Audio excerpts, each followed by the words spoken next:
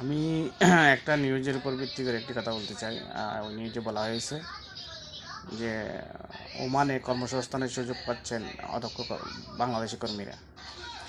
তো আমি বাংলাদেশের সবাইকে বলবো, আমার ভাই ব্রাদার সবাইকে বলবো, কেউ অদক্ষ হয়ে আসবেন না এখানে। অদক্ষ হয়ে আসলে সমস্যা সৃষ্টি হয় বেশি।